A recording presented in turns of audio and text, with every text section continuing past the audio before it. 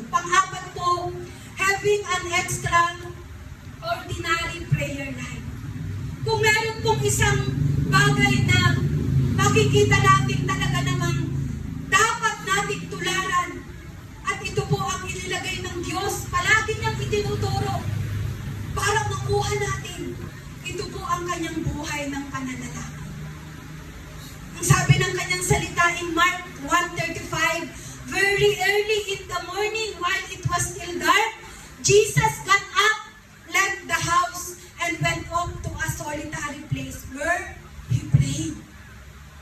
Siya po ay hindi lamang nananalangin sa higaan, sa loob ng bahay. Siya ay pumupunta pa doon, sa lugar na mataas, sa lugar na siya lamang ang mag-isa at makakapagliig sa kanyang Ama. Sapagkat ganun niya pinahahalagahan yung kanyang pakikipagliig sa kanyang Ama, yung kanyang pakikipag-usap sa Diyos Ama. At ito po ang isa sa mga bagay na talaga namang nakikita nating nakuha ni Pablo sa ating Panginoon. Ang buhay ng pananalangin. Ang sabi po doon, si Pablo po ang nagpahayag kung saan ay, ang sabi niya ay, kayo ay manalangin ng walang patid. In 1 Thessalonians chapter 5, pray without ceasing. Walang patid na pananalangin. Ang sabi ng Ephesians 6:18, praying always with all prayer and supplication in the Spirit, being watchful to this end with all perseverance. Yung pananalangin na may pagtsatsaga. Yung pananalangin na kahit hindi mo pa natatanggap ang katugunan, patuloy kang nananalangin, humihingit sa Diyos. Patuloy kang lumalapit sa Diyos. Dumudulog sa Diyos. Ang sabi ng Romans 12 verse 12 says, rejoicing in hope, patient in tribulation, and continuing steadfastly in prayer. Ito pong mga salitang ito po ay mula sa mga aklat na sinulat ni Pablo, na makikita natin gaano po niya nakuha yung buhay ng pananalangin ng ating Panginoong Hesus.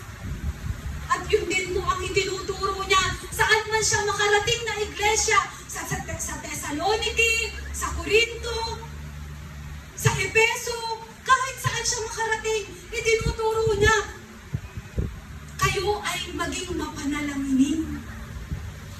Kasi tingnan nyo, kapag palagi tayong nananalangin, nagiging kawangis natin ang Diyos. Kung ano siya nakukuha natin. Diba sa isang tao, kapag lagi mong kausap, pag lagi mong kasama, ang sabi nga, alam nyo, magkamukha na kayo. Diba? Narinig nyo na ba yun? Pag magkasama ang dalawang tao, sasabihin, magkamukha na kayo, lagi kayong magkasama. Minsan nga sinasabi yung mag-asawa ay magkamukha na kasi nga lagi namang magkasama yung mag-asawa. Magkamukha na ba kami ni Brother Arnan? Kasi hindi kami naghihiwalay. Kasi lagi kayong nag-uusap. Laging magkasama kayo, magkawangis na kayo. Magkapareho na kayo ng ginagawa. Amen?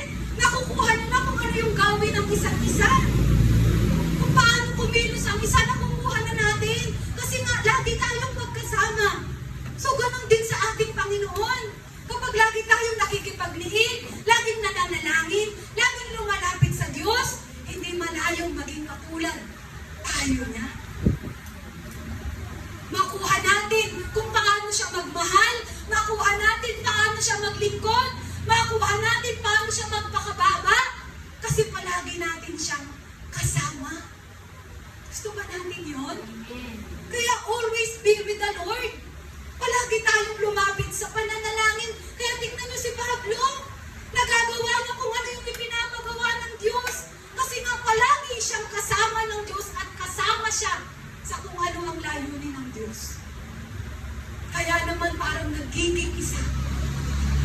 Amen?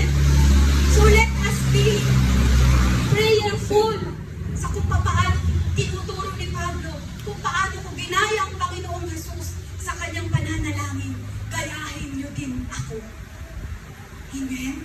Para po makatulad natin ang ang ating